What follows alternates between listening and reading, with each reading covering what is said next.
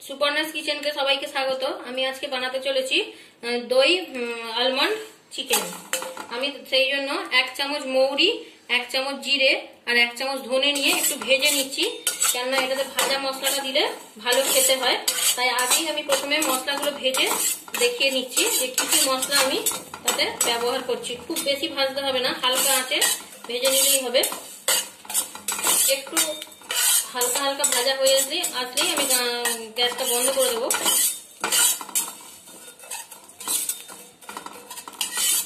এটা একটা নতুন রেসিপি, আপনাদের যদি ভালো লাগে তাহলে আমাকে অবশ্যই সাবস্ক্রাইব করবেন, লাইক করবেন এবং কমেন্ট করবেন। আমার এটা মশলাটা ভাজা হয়ে গেছে।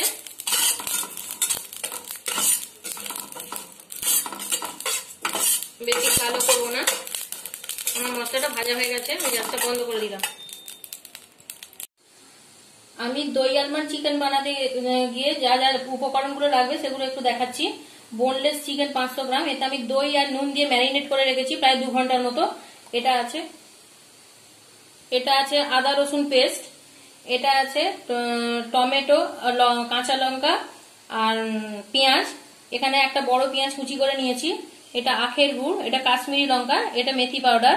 আর এখানে দেখতে পাচ্ছেন 18-20টার মতো আলমন্ড আছে, এটা আমি পরে পেস্ট করে নেব। আমি দই আলমন্ড চিকেন বানাবার জন্য 50 গ্রাম সরষের তেল কড়ার মধ্যে নিয়ে নিলাম।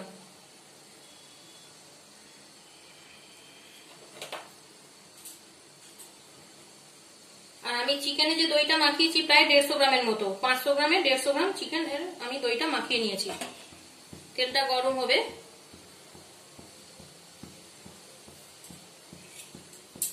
তেলটা গরম হয়ে আসলেই আমি একে একে মশলাগুলো দেব।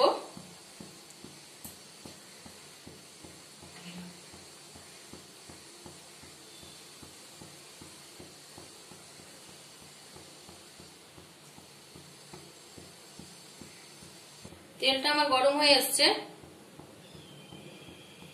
আমি এবারে আদা রসুন যেটা পেস্ট করে রেখেছি ওটা ছেড়ে দিচ্ছি।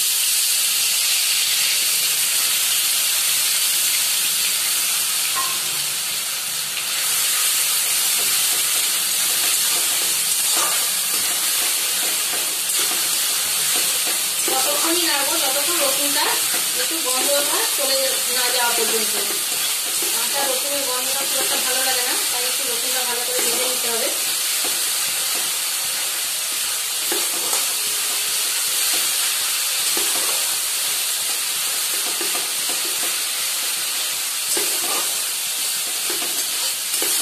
দেখছেন মশলা থেকে তেল চলে আসছে, আমি রসুনটা একটু ভাজা হয়ে এসছে। আমি এবারে পেঁয়াজটা দিয়ে দিলাম।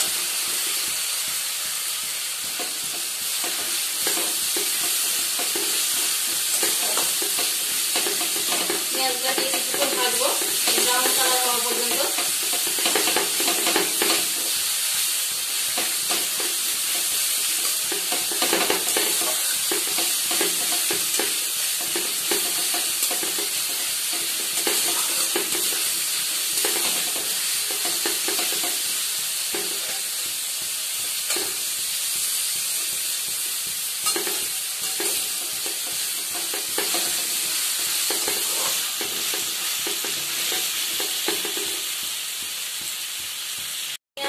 ভাজা হয়ে যাচ্ছে।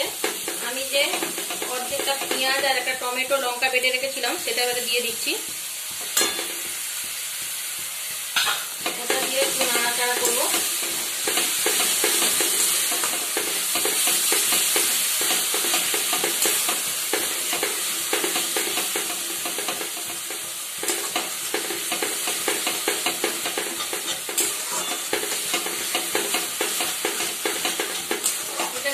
এখন নাড়লেই হবে।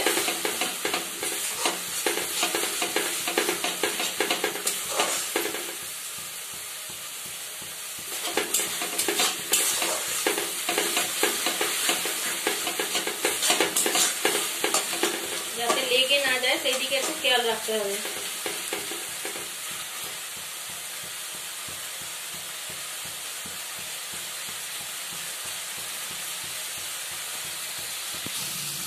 দেখছেন মশলাটা মোটামুটি হয়েই যাচ্ছে।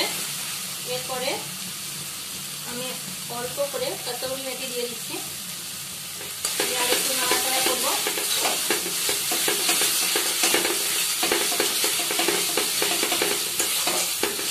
নাড়াচাড়া করার পর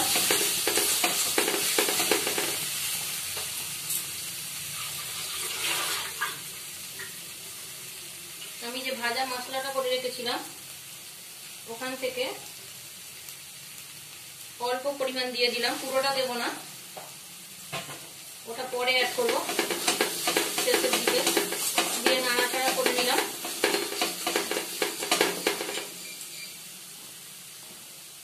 কাশ্মীরি লঙ্কাটা যে ছিল দিয়ে দিলাম।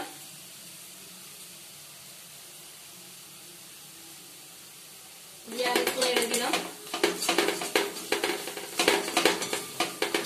এবারে আমার ম্যারিনেট করা চিকেনটা দিয়ে দিচ্ছি। আমি বোনলেস করেছি, আপনারা মনে করলে এটা উইথ বোনও করতে পারেন, সব রকম ভাবেই করা যাবে।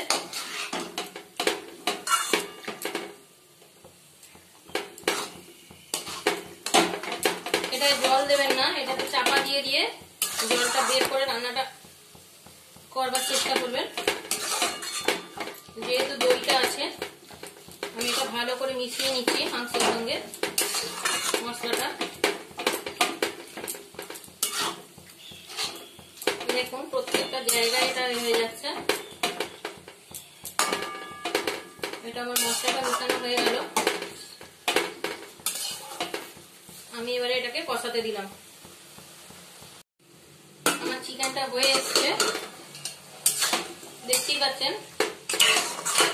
সবই প্রায় সেদ্ধ হয়ে এসছে। এরপরে আমি একে একে আরো কিছু উপকরণ অ্যাড করবো এর সাথে। আমি প্রথমেই দেখিয়ে রেখেছিলাম যে আলমন্ড দেব, আলমন্ড বাটাটা দিয়ে দিলাম।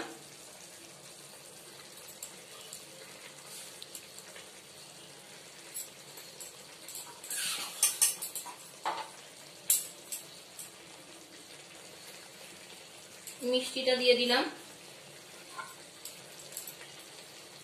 আর একটু কসুরি মেথি ছড়িয়ে দিলাম।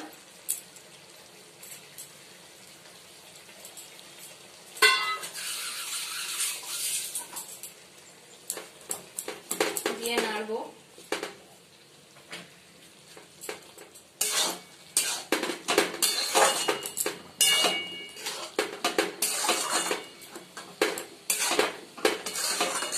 আমার কাছে যে ভাজা মশলাটা আছে তখন হাফ দিয়েছিলাম, এখন আরো হাফ দিয়ে দেবো।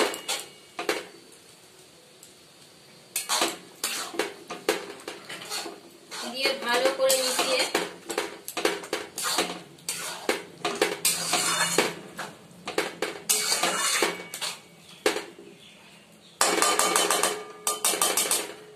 আমি আর একটু দমে রাখছি।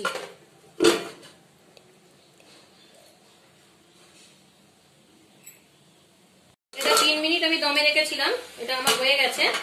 দেখুন খুব সুন্দর দেখতে হয়েছে। এটা লুচি, পরোটা, নান, পোলাও অনেক কিছুর সাথেই খেতে পারবেন, লাচ্ছা পরোটা। দেখুন খুব সুন্দর একটা জিনিস তৈরি হয়ে গেছে। আমি এর উপর থেকে হালকা করে একটু গরম মশলা ছড়িয়ে দেবো।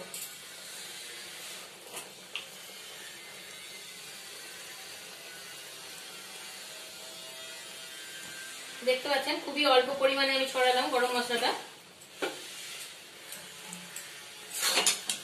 আমার এই দই আলমন্ড চিকেনটা যদি আপনাদের ভালো লেগে থাকে অবশ্যই কমেন্ট করবেন, লাইক দেবেন এবং সাবস্ক্রাইব করবেন।